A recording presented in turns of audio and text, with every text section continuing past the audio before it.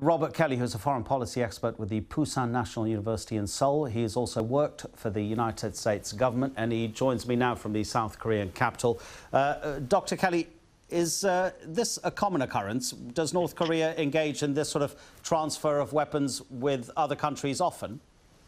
It does. North Korea has a hard time building local high-tech stuff. It can build traditional World War II sort of stuff, machine guns and bullets and, older tanks and stuff like that. But high-tech stuff, for that sort of thing, technology, it must trade, and it has to do a lot of it illicitly because it's under a great deal of sanction from the UN, and particularly the United States is sort of chasing it around with something we call the Proliferation Security Initiative to prevent North Korea from actually proliferating. And so a lot of it is clandestine like this. How likely is it, this Cuban statement with Havana claiming that these weapons were actually destined for North Korea for repair and then were supposed to go back to Cuba? I would be pretty skeptical of that, right? I mean, the North Koreans are pretty desperate for this kind of stuff. Cuba is also pretty desperate for cash and trade. Both of the countries have come, in sort of these kinds of issues before, have been sort of pursued for this kind of stuff before.